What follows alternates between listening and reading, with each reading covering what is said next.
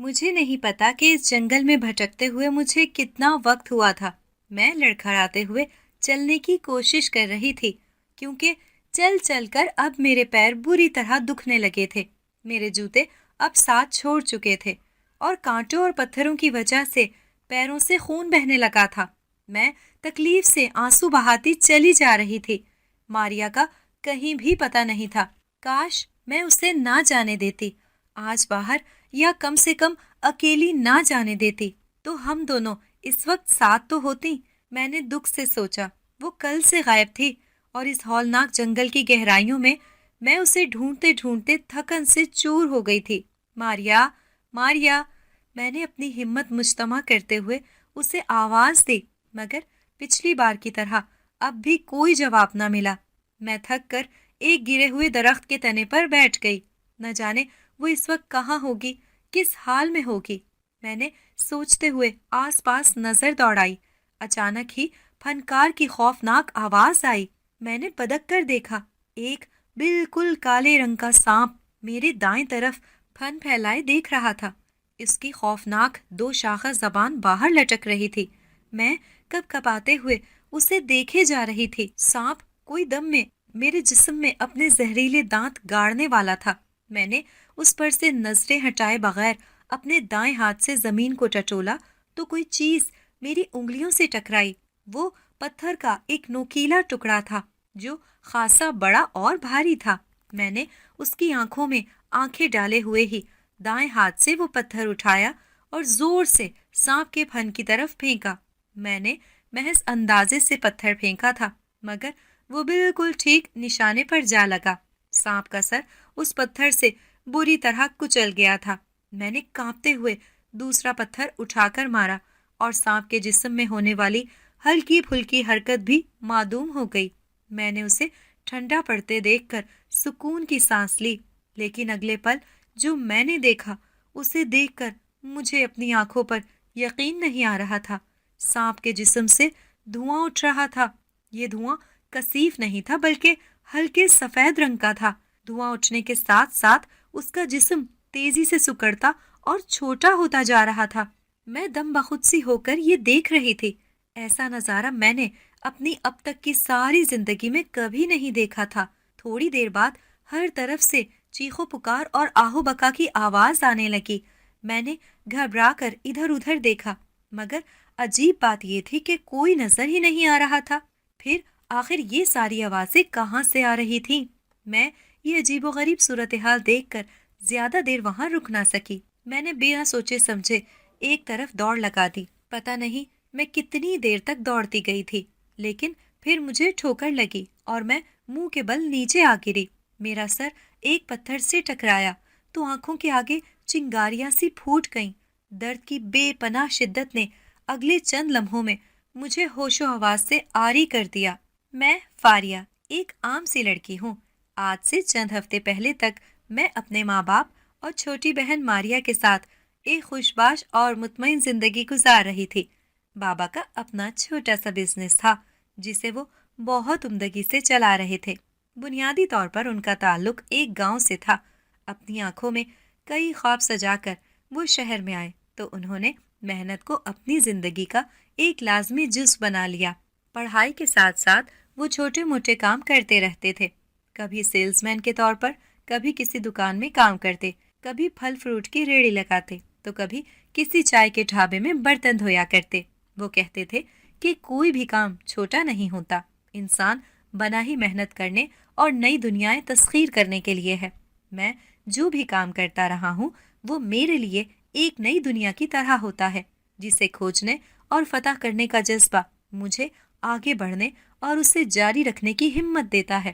خیر، تو بابا نے مسلسل اپنی محنت جاری رکھی اور آخرکار اپنی محنت اور ہمت کے بلبوتے پر تعلیم مکمل کرنے کے بعد ایک چھوٹا سا بزنس شروع کر دیا۔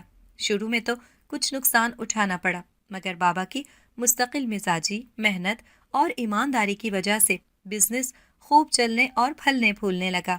میری امی کا تعلق شہر سے تھا۔ وہ بابا کے ایک استاد کی بیٹی تھیں۔ امی اور بابا کی لو میرج تھی اور شاید یہی وجہ تھی کہ بابا کے رشتہ دار انہیں کچھ زیادہ پسند نہیں کرتے تھے، خاص طور پر میری پھوپھی۔ وہ امی سے خدا جانے کس بات کا انات پال کر بیٹھی تھی۔ جب بھی آتی تو کوئی نہ کوئی ایسی بات ضرور کر جاتی جس میں امی کے لیے توہین اور طنز کا کوئی پہلو چھپا ہوتا، لیکن امی ان کی طرح کمزور اعصاب کی مالک نہیں تھی، اس لیے بلا وجہ لڑنے جھگڑنے سے گریز کرتی تھی اور اچھے سلوک سے پیش آنے کی کوشش میں رہتی تھی۔ سب ٹھیک تھا، زندگی بہت مزے سے گزر رہی تھی، مگر پھر ہمارے خوشباش خاندان کو کسی کی نظر لگ گئی۔ ہمارے گھر میں کچھ عجیب سے اور ایسے واقعات پیش آنے لگے جن کی کوئی عقلی توجیہ کرنا ممکن نہ تھا۔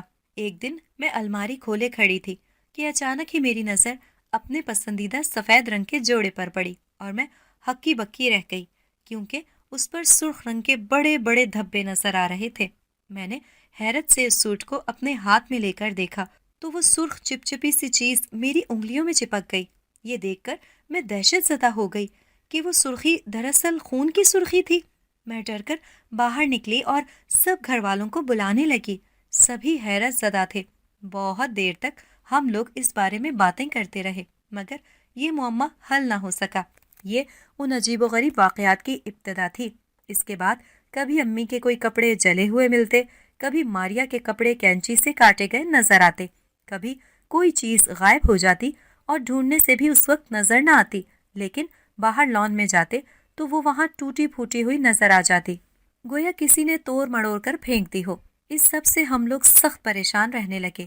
کوئی حل نظر نہ آ رہا تھا۔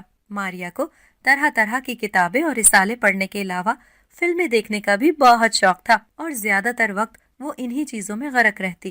اس وقت بھی وہ ایک ڈائجسٹ پڑھنے بیٹھی تھی اور کسی گہری سوچ میں غرق تھی۔ تبھی بابا اور امی جلدی تیار ہو کر باہر نکلے تو میں نے اور ماریا نے انہیں حیرت سے دیکھا۔ بابا، کہیں جا رہے ہیں آپ لوگ؟ میرے پوچھنے پر بابا مسکرا کر بولے، ہاں بیٹا، تمہارے فیاض انکل کی آج برتھ ڈے ہے، اس نے ہمیں انوائٹ کیا ہے تو وہیں پر جا رہے ہیں۔ مجھے یاد آیا رات بابا نے اس بارے میں بتاتے ہوئے ہم دونوں کو بھی ساتھ چلنے کے بارے میں پوچھا تھا، مگر میرا ٹیسٹ تھا 2 دن بعد اور میں اپنی پڑھائی میں مصروف تھی، اس لیے میں نے انکار کر دیا تھا اور میری وجہ سے ماریا نے بھی جانے سے منع کر دیا تھا۔ وہ میرے بغیر کہیں جانے پر آمادہ نہیں ہوتی تھی۔ بابا اور امی نے ہمیں پیار کیا اور چلے گئے۔ ان کے جانے کے بعد ماریا نے کھسک کر میرے قریب بیٹھتے ہوئے کہا، آپی ایک بات پوچھوں؟ میں نے کتاب کے اوراق پلٹتے ہوئے کہا، پوچھو۔ اس نے کہا، آپی آپ کے خیال میں ہمارے گھر میں جو اس وقت ایسے حالات پیش آ رہے ہیں، آپ کے خیال میں اس کے پیچھے کیا وجہ ہے؟ میں نے کتاب سے سر اٹھا کر اسے دیکھتے ہوئے کہا، مجھے کیا پتا، ویسے میں خود بھی حیران ہوں، اچانک سے ہی یہ سب ہونے لگا ہے۔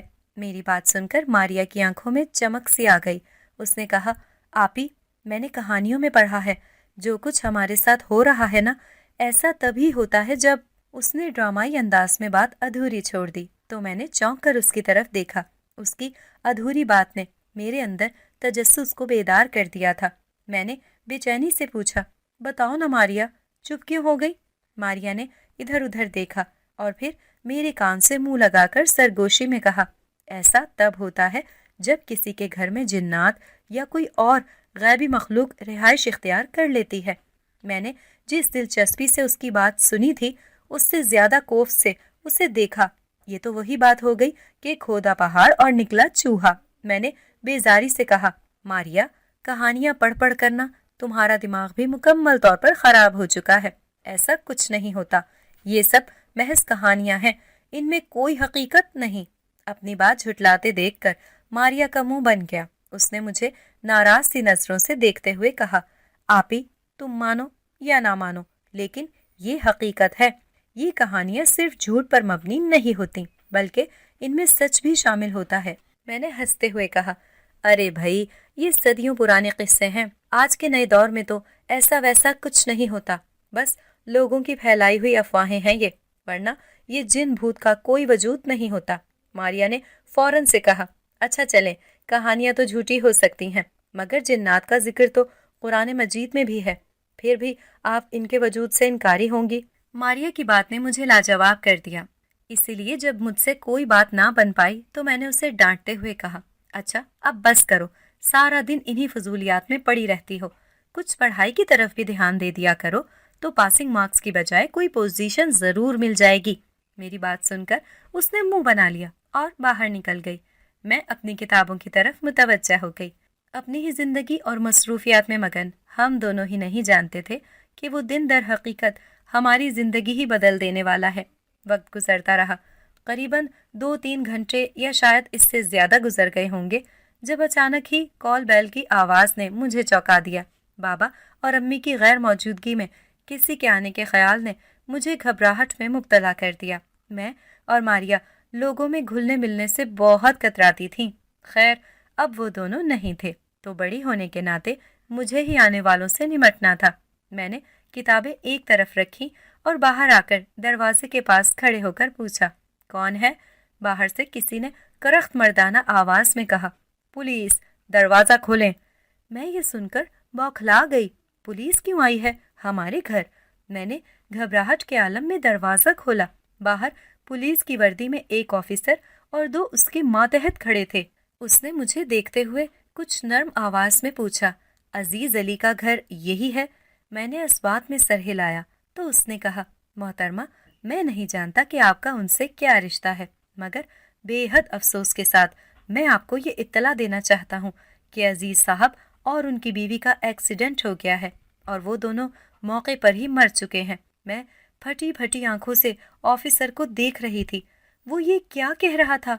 बाबा और अम्मी हम दोनों को अकेला बेयारो मददगार छोड़कर कैसे जा सकते थे? मेरी हालत देखकर शायद पुलिस वाले को भी तरस आ गया। वो मुझे बाजू से पकड़कर अंदर ले आया और पानी का गिलास ले आया।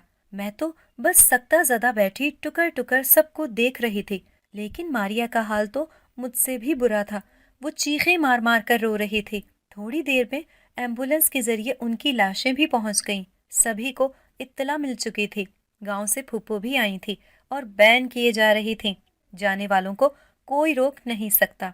मैं भी ना रोक पाई और वो दोनों मनोमट्टी तले गहरी नींद सो गए। फूफो हमारे पास ही रुक गई थीं। उनके साथ उनका बेटा राशिद भी था। फूफी अक्सर हमें तसल्ली दिलासा देती रहती थीं। फूफा और राशिद ने बाबा का कारोबार देखना शुरू कर दिया था। मुझे फूफी और उनका खानदान हमेशा से ही अच्छे नहीं लगते थे, मगर जाहिर है बाबा के आगे मैं कुछ कह नहीं सकती थी। लेकिन इन दिनों उन्होंने इतने खुलूस का मुजाहरा किया कि मेरे दिल में मौजूद हर एक रंजिश धुल गई। मैं उन पर बेतहाशा भरोसा करने लगी। मारिया तो दिन रात बाबा और अम्मी का नाम ले लेकर रोती रहती थी और इसी भरोसे के बलबूते पर हम दोनों फूफी के कहने पर उनके घर गांव में चले गए। हम लोग यहाँ पर मुस्तकिल रहने के ख्याल से नहीं आए थे। मेरा इरादा चंद दिन रहने के बाद वापस जाने का था। अपने से ज्यादा मुझे मारिया की फिक्र थी। वो सबसे छोटी थी तो अम्मी बाबा की लाडली भी बहुत थी। दूसरा, वो अभी मैच्योर नहीं थी। कहने को तो 19 साल की थी, मगर अभी उसके मिजाज में बचकानापन मौजूद था। इसीलिए मैं उसका बेहद ख्याल रखती थी और यहाँ पर आने का फैसला भी मैंने उसी की वजह से किया था कि घर से चंद दिन दूर रहेगी तो शायद उसका दिल बहल जाए। यहाँ आकर फूफी का रवैया कुछ कुछ बदला बदला सा महसूस हो रहा था, मगर मैंने कुछ ज्यादा ध्यान नहीं दिया। लेकिन उस वक्त मेरे कान खड़े हो गए जब फूफी ने बार बार अकेली बच्चियों का राग अलापते हुए हमसे हमदर्दी जताना शुरू कर दी। फूफी का ये अल्तफात बेवजह ना था। एक दिन आखिरकार इस मोहब्बत की वजह सामने आ ही गई। उस वक्त मैं बाहर सहन में चारपाई पर बैठी थी। मारिया अंदर ही थी। तभी फूफी ने चावल साफ करते करते थाल एक तरफ रख दिया और मेरे करीब होकर बड़े प्यार से हाल अहवाल पूछने के बाद कहने लगी, फारिया बेटे, मैंने तुझसे एक बहुत ज़रूरी बात करनी थी। मैंने कहा, जी फूफो, पूछिए। फूफो ने मीठे लहजे में कहा, फारिया, एक बात सच सच बताना, मेरा बेटा राशिद तुम्हें कैसा लगता है? मैं चौंक गई। मेरे जहन में खतरे की घंटी बजने लगी। मैंने पेशबंदी के तौर पर कहा, ये आप क्या पूछ रही हैं फूफो? राशिद भाई मुझे अच्छे ही लगेंगे, आखिर को वो हमारे भाई जो हैं। मेरी जबान से भाई का लफ्ज सुनकर फूफो का मुंह बन गया। उन्होंने कहा, भाई तो सिर्फ एक ही माँ के पेट से जन्म लेने वाला ही होता है। राशिद तेरा सगा भाई नहीं है। मैं तो इसलिए पूछ रही थी कि अगर तुझे राशिद अच्छा लगता हो तो तेरी उसके साथ बात पक्की कर दूं। मैंने हैरत और गुस्से से कहा, फूफो, आप ये कैसी बातें कर रही हैं? राशिद भाई को मैंने हमेशा भाई ही समझा है और फिर ان کے پاس نہ اچھی تعلیم ہے نہ کوئی نوکری کرتے ہیں، میں ان کے ساتھ شادی نہیں کروں گی۔ اس دن کے بعد سے پھپھو کا رویہ بدل گیا تھا، وہ اپنی پرانی روش پر لوٹ آئی تھیں، لیکن مجھے کوئی خاص فکر نہیں تھی۔ ماریا بھی اب کسی حد تک سنبھل چکی تھی۔ اگلے دن میں نے واپسی کا فیصلہ کرتے ہوئے سامان پیک کرنا شروع کر دیا۔ ماریا کو میں نے ساری صورتحال بتا دی تھی اور اسے بھی شوق لگا تھا، لیکن ابھی ایک اور دھچکا باقی تھا۔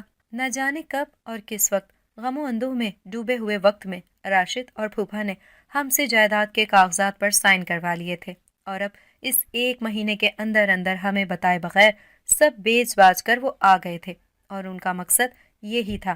میں یہ سب برداشت نہ کر سکی۔ میں نے راشد کا گریبان پکڑ لیا تو وہ مجھے بے دردی سے مارنے لگا۔ میں نے ماریا کو خوف زدہ ہو کر باہر بھاگتے دیکھا۔ پھوپھی نے بھی اسے دیکھ لیا تھا اور وہ اسے روکنے کے لیے اس کے پیچھے بھاگی، مگر وہ ان کی رفتار کا مقابلہ نہ کر سکی۔ ماریا جلد ہی ان کی نظروں سے غائب ہو گئی اور وہ ہانپتے ہوئے واپس چلی آئیں۔ گھر میں کسی کو بھی ماریا کی فکر نہیں تھی، نہ اس کی گمشدگی کسی کے لیے پریشانی کا باعث بنی تھی۔ کھیلنے والے بچوں نے اس کو جنگل کی طرف بھاگتے دیکھا تھا، اس کے بعد وہ کسی کو نظر نہیں آئی۔ پھپھو نے میرے چیخنے چلانے پر مجھے مار پیٹ کر کمرے میں پھینکوا دیا تھا۔ جانے سے پہلے راشد میرے ہاتھ باندھ گیا تھا، اسے یقین تھا کہ میں یہ بندش کسی صورت نہیں کھول سکوں گی۔ میں کچھ دیر تک تو سسکتی رہی، پھر رونا بند کر کے اس مسئلے کا کوئی حل تلاش کرنے لگی۔ کمرے پر نظر دوڑائی، امید کی ایک کرن نظر آ گئی۔ یہ پانی کا جگ تھا جو شیشے کا تھا۔ میں جیسے تیسے کر کے اس تک پہنچی اور اسے نیچے گرا دیا۔ جگ شیشے کا تھا، اس لیے فوراً ہی 2 ٹکڑوں میں بٹ گیا۔ جگ کے ٹوٹے ہوئے شیشے سے بندھے ہوئے ہاتھوں کی رسی کاٹنا بہت مشکل اور تکلیف دہ تھا، مگر ماریا کے خیال نے مجھے ساری تکلیفیں بھلا دی تھیں۔ رسی کاٹنے میں مجھے گھنٹہ بھر لگا، ہاتھوں پر کئی جگہ زخم آئے، مگر آخرکار میں کامیاب ہو ہی گئی۔ رسی کو ایک طرف پھینک کر میں نے کمرے کے دروازے کو ہلکے سے دھکیلا، اور یہ جان کر میری خوشی کی کوئی حد نہ رہی کہ دروازے کو کنڈی نہیں لگائی گئی تھی۔ میں نے باہر جھانکا تو کوئی بھی نظر نہ آیا۔ موقع غنیمت جان کر میں تیزی سے اس گھر نما جہنم سے نکل آئی۔ میرا رخ جنگل کی طرف تھا۔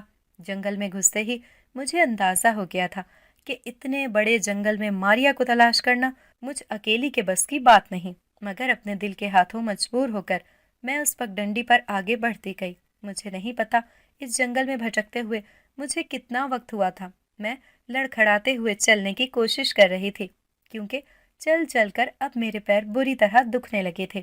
میرے جوتے اب ساتھ چھوڑ چکے تھے اور کانٹوں اور پتھروں کی وجہ سے پیروں سے خون بہنے لگا تھا۔ میں تکلیف سے آنسو بہاتی چلی جا رہی تھی۔ ماریا کا کہیں بھی پتہ نہیں تھا۔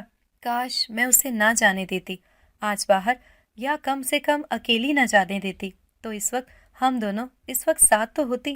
میں نے دکھ سے سوچا، وہ کل سے غائب تھی اور اس ہولناک جنگل کی گہرائیوں میں میں اسے ڈھونڈتے ڈھونڈتے تھکن سے چور ہو چکی تھی۔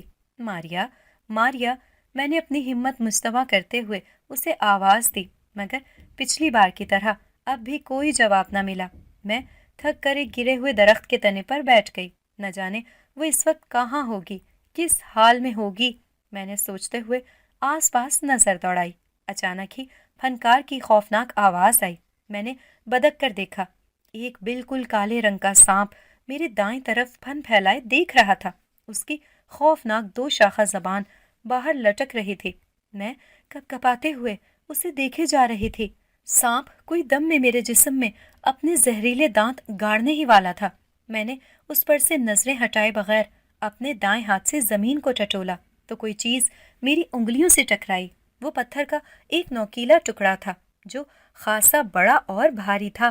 میں نے اس کی آنکھوں میں آنکھیں ڈالے ہوئے ہی دائیں ہاتھ سے وہ پتھر اٹھایا اور زور سے سانپ کے پھن کی طرف پھینک دیا۔ میں نے محض اندازے سے پتھر پھینکا تھا، مگر وہ بالکل ٹھیک نشانے پر جا لگا۔ سانپ کا سر اس پتھر سے بری طرح کچل گیا تھا۔ میں نے کانپتے ہوئے دوسرا پتھر اٹھا کر مارا اور سانپ کے جسم میں ہونے والی ہلکی پھلکی حرکت بھی معدوم ہو گئی۔ میں نے اسے ٹھنڈا پڑتے دیکھ کر سکون کی سانس لی، لیکن اگلے پل جو میں نے دیکھا اسے دیکھ کر مجھے اپنی آنکھوں پر یقین نہیں آ رہا تھا۔ سانپ کے جسم سے دھواں اٹھ رہا تھا۔ یہ دھواں کثیف نہیں تھا، بلکہ हल्के सफेद रंग का था। धुआं उठने के साथ साथ उसका जिस्म तेजी से सिकुड़ता और छोटा होता जा रहा था। मैं दम बखुद सी होकर ये देख रही थी। ऐसा नजारा मैंने अपनी अब तक की सारी जिंदगी में कभी नहीं देखा था। चंद लम्हों बाद सांप गायब हो चुका था। मुझे अपनी बिसारत पर शुबा हो रहा था कि ये सब क्या था, और अगर वो सांप नहीं था तो कहाँ था। ये सब सोच सोच कर मेरा दिमाग माउफ सा होने लगा। थोड़ी देर बाद हर तरफ से चीखो पुकार और आहो बका की आवाजें आने लगी। मैंने घबरा कर इधर उधर देखा, मगर अजीब बात ये थी कि कोई भी नजर नहीं आ रहा था। फिर आखिर ये सारी आवाजें कहाँ से आ रही थीं? मैं ये अजीबोगरीब सूरत हाल देखकर ज्यादा देर वहां रुक न सकी। मैंने बेसोचे समझे एक तरफ दौड़ लगा दी। पता नहीं मैं कितनी दूर तक दौड़ती गई थी, लेकिन फिर मुझे ठोकर लगी और मैं मुंह के बल नीचे आ गिरी। मेरा सर एक पत्थर से टकराया तो आंखों के आगे चिंगारियां सी फूट गईं। दर्द की बेपनाह शिद्दत ने अगले चंद लम्हों में मुझे होशो हवास से आरी कर दिया। होश आया तो मैंने खुद को किसी अजनबी जगह पड़े देखा। ये बड़ी अजीबो गरीब सी जगह थी। मैंने सर उठाकर इधर उधर देखा। मैं पत्थरों से बनी एक कोठरी नुमा जगह में थी। अभी अपने साथ बीतने वाली सूरत हाल पर गौर ही कर रही थी कि कोठरी का दरवाजा खुला और दो अजीबो गरीब हैयत के लोग अंदर आ गए। उनकी शक्ल इतनी डरावनी और खौफनाक थी कि मैं दहल कर रह गई। ऐसे इंसान मैंने पहले कभी नहीं देखे थे। उन्होंने किसी अजीबो गरीब जबान में कुछ कहा। मैं कुछ भी न समझी तो उन्होंने मुझे बाजुओं से पकड़ा और बाहर ले गए। बाहर भी उन्हीं के जैसे बहुत से लोग जमा थे। इस मैदान में एक तख्त बिछा हुआ था जिस पर भारी डील डॉल और खौफनाक शक्ल वाला एक बूढ़ा बैठा हुआ था। मुझे पकड़ने वाले दोनों लोगों ने मुझे घसीट कर उसके सामने खड़ा कर दिया। बूढ़े ने गौर से मुझे देखा और पूछा, कौन है ये? इसे यहाँ क्यों लाया गया है? उसके करीब खड़ा शख्स बोला, सरदार, इस आदमजादी ने हमारे एक सिपाही को मार दिया है। मैं हक्का बक्का रह गई। मैंने भला कौन सा सिपाही मारा था? सरदार ने ये सवाल सुनकर मुझे गुस्सैली नजरों से देखकर पूछा, बोले आदम की बेटी, तूने हमारे सिपाही की जान क्यों ली? मैंने बौखलाकर कहा, कौन सा सिपाही? मैंने किसी को नहीं मारा। मजमे से एक अजीब हुलिये वाली औरत चीखती हुई निकली और अपना सीना पीटते हुए बैन करने लगी। वो बार बार मेरी तरफ उंगली का इशारा कर रही थी। मेरी बात सुनकर सरदार के करीब खड़ा एक शख्स बोला, क्या तुमने कल एक जिनजादे को नहीं मारा? मैं दम बखुद रह गई। मैंने हैरत से पूछा, क्या जिनजादा?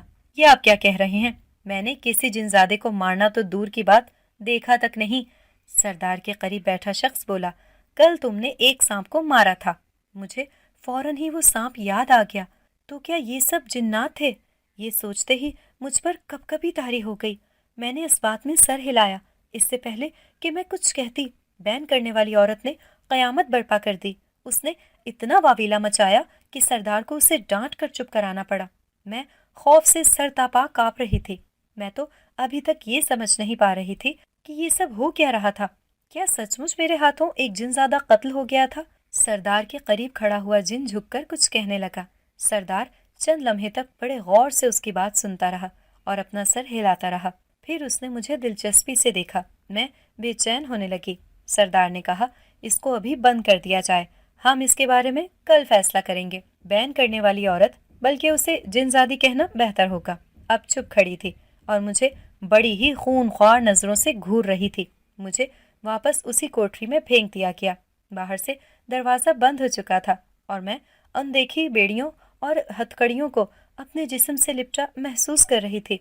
घुटी घुटी आवाज में रोते हुए मैं अल्लाह ताला से शिकवा करने लगी, या अल्लाह, मैं कहाँ फंस गई हूँ।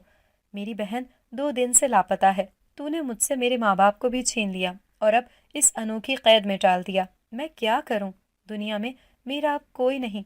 मेरी मदद कर मेरे मालिक, मेरी मदद कर।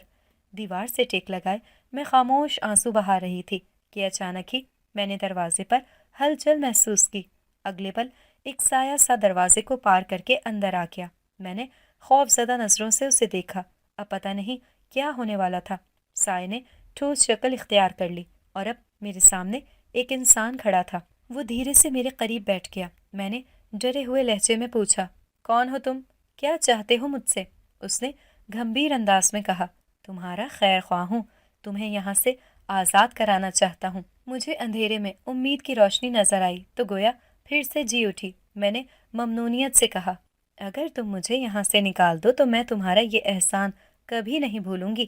اس نے کہا، اچھی بات ہے، مگر تمہیں بھی مجھے اس مدد کے بدلے میں کچھ دینا ہوگا۔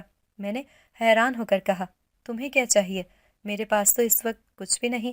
اس نے کہا، وقت آنے پر بتاؤں گا، ابھی تو یہاں سے نکلنا ہے، خطرہ بڑھ رہا ہے۔ یہ کہہ کر اس نے ہاتھ سے میرے پیر اور ہاتھ چھوئے تو ایک دم سے مجھے لگا میں ان نہ نظر آنے والی بیڑیوں سے آزاد ہو گئی تھی۔ اس وقت باہر سے چیخو پکار کی آواز آنے لگی تو وہ چونک گیا۔ اس نے تیزی سے میرا ہاتھ تھام کر کہا، آنکھیں بند کر دو، ہمیں فوراً نکلنا ہوگا، ان کو خبر ہو گئی ہے۔ میں نے جھجکتے ہوئے اس کا ہاتھ تھام لیا۔ اس کے ساتھ ہی مجھے ایسا محسوس ہونے لگا گویا میں تیزی سے گول گول گھومتی جا رہی ہوں۔ میرا سر چکرانے لگا تھا مگر میں نے آنکھیں نہیں کھولیں۔ کچھ دیر بعد میں نے اپنے قدموں تلے زمین محسوس کی تو آنکھیں کھول دیں۔ یہ جگہ پہاڑوں سے گھری ایک وادی میں تھی۔ ہم لوگ جہاں آئے تھے وہاں پر ایک طرف چند جھونپڑے بنے ہوئے تھے اور اس سے ہٹ کر ایک چار دیواری تھی۔ یہاں پر مشعلیں جل رہی تھیں۔ ان کی مدھم روشنی میں نے سرسری طور پر اس جگہ کا جائزہ لیا۔ وہ واقعی میں ایک اچھی جگہ تھی، لیکن اس وقت میری توجہ کا مرکز وہ شخص نہیں بلکہ وہ جن زیادہ تھا جو مجھے یہاں تک لایا تھا۔ مشعل کی دھیمی روشنی بھی اس کے چہرے کے خد و خال کو بڑی وضاحت سے اجاگر کر رہی تھی۔ تیکھے نقش و نگار کا مالک وہ نوجوان بہت ہی خوبصورت تھا۔ اس کے بال بڑے بڑے اور کندھوں تک آتے تھے۔ چہرے پر چھوٹی چھوٹی داڑھی بھی تھی جو خوب جچ رہی تھی۔ اس کے چہرے پر ایک عجیب سی تمکنت اور روشنی تھی۔ شاید یہی وہ لمحہ تھا جب میں اسے اپنا دل دے بیٹھی۔ وہ بھی یکٹک مجھے دیکھے جا رہا تھا۔ اچانک ہی کسی کی کانپتی ہوئی ضعیف آواز سنائی دی، تم آ گئے ہو ارمین؟ ہم دونوں چونک گئے۔ چار دیواری کے باہر ایک بوڑھا کھڑا تھا۔ اس کی عمر یقیناً بہت زیادہ تھی کیونکہ اس کے سر کے لمبے بال تو سفید تھے ہی، بھویں بھی بالکل سفید اور بے حد گھنی اور لمبی تھی جنہیں وہ اپنے ہاتھوں سے اوپر اٹھائے ہماری طرف دیکھ رہا تھا۔ نوجوان جنزادے نے آگے بڑھ کر سلام کیا اور دو زانوں بیٹھ کر اس کا ہاتھ چومتے ہوئے بولا، جی بابا حضور، آ گیا ہوں میں۔ بوڑھے نے اس کے سر پر ہاتھ پھیرا اور غور سے میری طرف دیکھنے لگا تو وہ جنزادہ بولا، بابا حضور، یہی ہے وہ لڑکی جسے انہوں نے قید کر لیا تھا، میں اسے ساتھ لایا ہوں۔ بوڑھے نے سر ہلایا اور نوجوان جنزادے کو کوئی اشارہ کیا جس پر وہ سر ہلاتا ہوا میرے قریب آیا اور بولا، تم ابھی تھکی ہوئی ہو، چل کر تھوڑا آرام کر لو، باقی باتیں بعد میں طے کریں گے۔ میں خود بھی یہی چاہ رہی تھی۔ نیند سے میری آنکھیں بند ہوئی جا رہی تھیں اور تھکن سے سارا بدن ٹوٹ رہا تھا، اس لیے میں نے فوراً ہی اس کی بات مان لی اور اس کی رہنمائی میں ایک جھونپڑے میں داخل ہو گئی۔ جھونپڑے میں ایک طرف بستر بچھا ہوا تھا، میں اس پر بیٹھ گئی۔ ابھی تک میں اپنے زخمی پیروں کو بھولے بیٹھی تھی مگر جیسے ہی کچھ تحفظ کا احساس ہوا میں نے پیروں میں سے درد کی شدید لہریں اٹھتی محسوس کی تو سسکاری لے کر رہ گئی۔ وہ نوجوان بھی میرے پیروں کے تلووں پر جمع ہوا خون دیکھ چکا تھا۔ اس نے زمین پر بیٹھ کر کہا، اپنے پیر آگے کرو۔ میں نے کچھ کہے بنا اس کی بات پر عمل کیا۔ اس نے بڑی نرمی سے میرے تلووں پر ہاتھ پھیرا اور میں یہ دیکھ کر حیران رہ گئی کہ درد اور زخم دونوں کا نام و نشان مٹ چکا تھا۔ میں نے شکریہ ادا کرتے ہوئے کہا، تمہارا نام ارمین ہے؟ وہ اس بات میں سر ہلا کر مسکراتا ہوا باہر نکل گیا۔ میں تھکن سے بے حال تھی، اس لیے تکیے پر سر رکھتے ہی دنیا و مافیا سے بے خبر ہو کر نیند کی آغوش میں اتر گئی۔ دوبارہ جب میری آنکھ کھلی تو دن چڑھ چکا تھا۔ میں نے آنکھیں مسلتے ہوئے باہر جھانکا تو ارمین چار دیواری کے باہر اس بوڑھے کے پاس بیٹھا ہوا نظر آیا۔ وہ بڑی شدمت سے کسی بات پر بحث کر رہے تھے۔ مجھ پر نظر پڑی تو ارمین نے مجھے قریب آنے کا اشارہ کیا۔ میں جھجکتے ہوئے ان کے پاس گئی۔ بوڑھے کے چہرے پر عجیب سا نور تھا۔ میرے دل میں بے ساختہ اس کی عزت پیدا ہونے لگی۔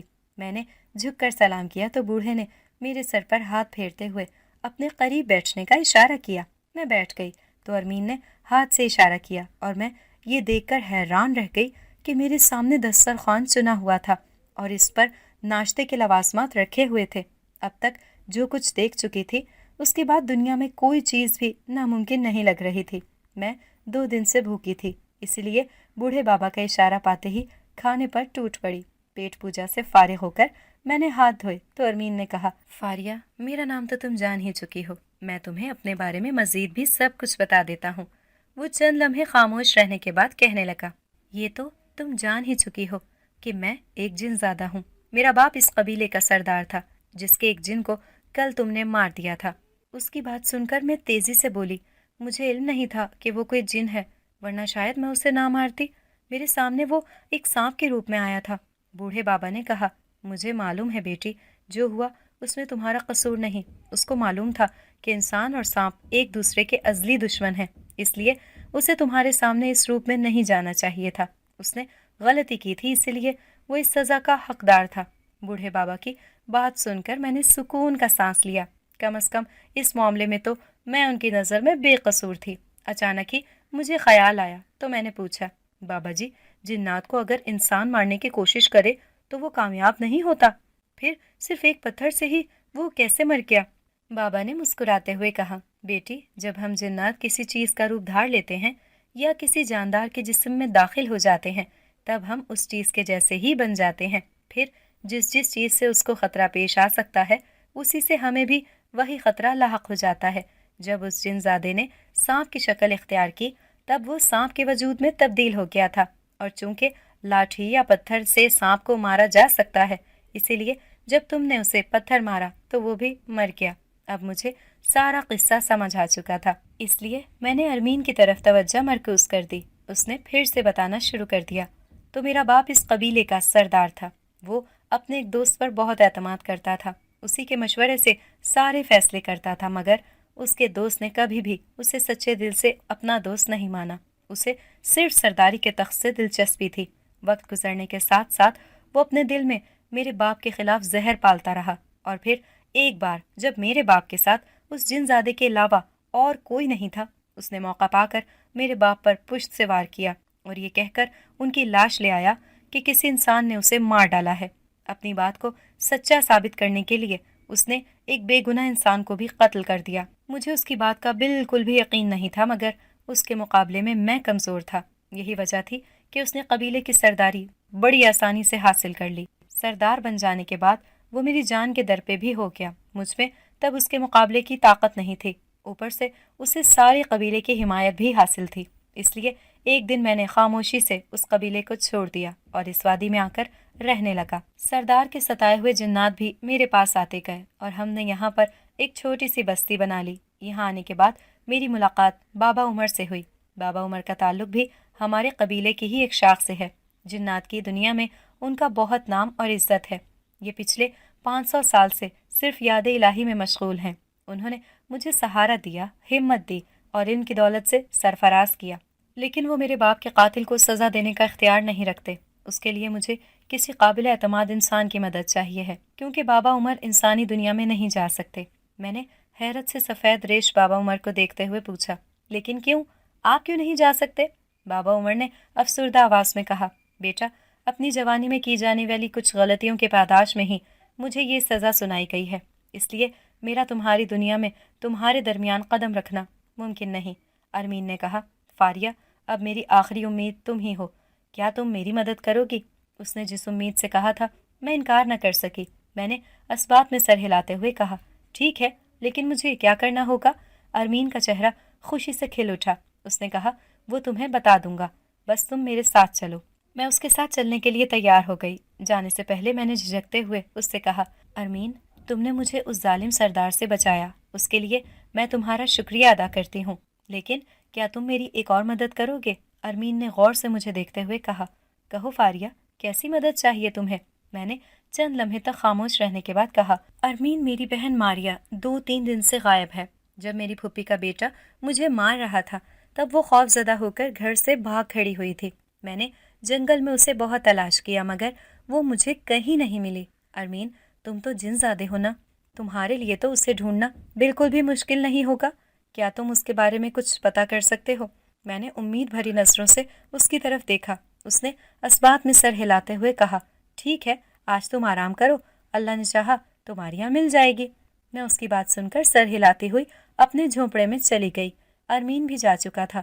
دوپہر کے وقت کسی نے جھونپڑے کے دروازے پر دستک دی تو میں چونک کر اٹھ بیٹھی۔ دروازہ کھلا تو مجھے اپنی آنکھوں پر یقین نہ آیا۔ بکھرے بالوں اور شکستہ حالوں میں وہاں پر ماریا کھڑی تھی، اس کے پیچھے ارمین کھڑا مسکراتے ہوئے مجھے دیکھ رہا تھا، اس کی نگاہوں میں محبت تھی۔ ماریا میری جان، میں جھپٹ کر اٹھی اور دوڑ لگا کر اسے گلے لگا لیا۔ ماریا بھی مجھے یہاں دیکھ کر ششدر تھی۔ مجھے اپنے سامنے پا کر اس کے ضبط کا پیمانہ لبریز ہو گیا۔ میں بھی خود پر قابو نہ رکھ سکی اور ہم دونوں سسکنے لگیں۔ جب جذبات کا غبار آنسوؤں میں دھل گیا تو میں نے اس سے الگ ہو کر ارمین کو تشکر بھری نظروں سے دیکھا۔ وہ مسکراتے ہوئے مجھے دیکھ کر کچھ بھی کہنے سے منع کرتا ہوا باہر نکل گیا۔ میں ماریا کو لے کر بیٹھ گئی۔ اس نے جو بتایا اس کے مطابق وہ جنگل میں داخل ہونے کے بعد بھٹک گئی تھی اور یہ 2 دن اس نے جنگل میں ہی گزارے۔ پھر آج اچانک ہی اس کے سامنے ارمین آ گیا۔ وہ ڈر رہی تھی اور اس پر بھروسہ نہیں کر پا رہی تھی، لیکن جب ارمین نے میرا نام لیا تو وہ اس کے ساتھ آنے کے لیے تیار ہو گئی۔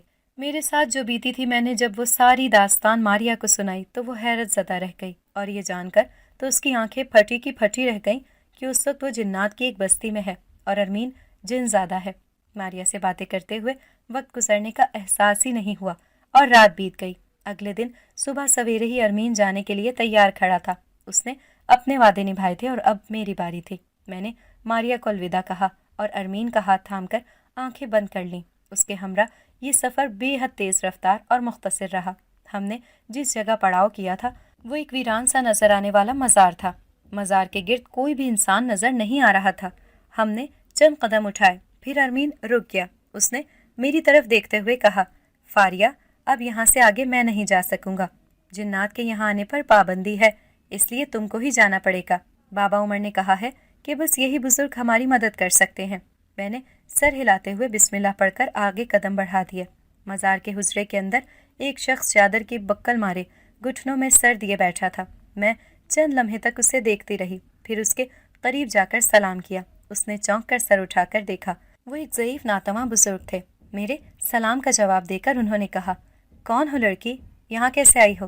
میں نے مؤدبانہ انداز میں کہا، حضور میں آپ کے پاس مدد مانگنے آئی ہوں۔ ایک ظالم نے خدا کے خلق کو بہت تنگ کیا ہے، اسے نجات چاہیے۔ بزرگ چند لمحے تک آنکھیں بند کیے کچھ سوچتے رہے، پھر اپنے پاس سے مٹی کی ایک مٹھی بھر کر مجھے دیتے ہوئے کہا، جا یہ مٹی اس پر پھینک دے، مٹی بن جائے گا۔ میں نے وہ مٹی اپنے آنچل میں سمیٹ لی تو انہوں نے ہاتھ سے جانے کا اشارہ کر دیا۔ میں سلام کر کے باہر نکل آئی۔ ارمین بے چینی سے باہر کھڑا میرا انتظار کر رہا تھا۔ بزرگ کا جواب اور مٹی جان کر وہ خوشی سے کھل اٹھا۔ اسی دن ارمین مجھ سمیت کسی طرح اس قبیلے میں پہنچ گیا۔ سردار نے اسے دیکھتے ہی گرفتار کر لیا، لیکن ارمین کو تو صرف سردار تک پہنچنے کا بہانہ چاہیے تھا۔ قریب پہنچتے ہی اس نے سردار پر وہ مٹی پھینک دی اور واقعی میں سردار چند لمحے کے اندر اندر ہی مٹی کا ڈھیر بن کر ختم ہو گیا، اور سارے قبیلے نے یہ دیکھ کر ارمین کی اطاعت میں اپنے سر جھکا دیے۔ ارمین کو سرداری کی کوئی لالچ نہیں تھی، اس لیے اس نے ایک منصف مزاج جن کو سردار مقرر کر لیا، اور وہ عمر بابا سے مل کر اور ان کی اجازت لے کر ہمارے ساتھ آیا۔ پھوپھی اور پھوپھا کے خیال میں ہم دونوں بہنیں جنگلی درندوں کا رزق بن چکی تھیں۔ وہ ہمارے ماں باپ کی دولت پر عیش کر رہے تھے کہ اچانک ہی ارمین نے ان کے قدموں تلے سے زمین کھینچ لی۔ وہ ان کے سامنے انتہائی خوفناک روپ میں آیا تھا۔ پھوپھی اور ان کے خاندان نے سب کچھ چھوڑ دیا اور معافی تلافی کرنے لگے۔ اسی وقت مجھ پر یہ خوفناک انکشاف ہوا کہ پھوپھی نے بابا اور امی پر جادو کروایا تھا۔ گھر میں وہ عجیب و غریب واقعات اسی جادوگری کا شاخسانہ تھے، اور انہوں نے یہ سب صرف حسد و عناد اور لالچ میں کروایا تھا کہ بابا کے مرنے کے بعد ہر چیز پر قبضہ کر لیں، اور ایسا ہو بھی گیا تھا۔ ان کے کرتوت دیکھنے کے بعد مجھے اور ماریا کو ان سے نفرت ہو گئی۔ وہ موت کی سزا کی حقدار تھیں، مگر میں نے ایسا نہیں کیا۔ البتہ ارمین نے ان کا سب کچھ تباہ کر کے انہیں کوڑی کوڑی کا محتاج کر دیا تھا، اور ان کے لیے یہ سزا موت سے بھی بدتر تھی۔ ہم لوگ اپنے گھر میں واپس آ گئے۔ کچھ عرصے کے بعد میری اور ارمین کی شادی ہو گئی، اور ہم سب ایک خاندان کی طرح رہ رہے ہیں۔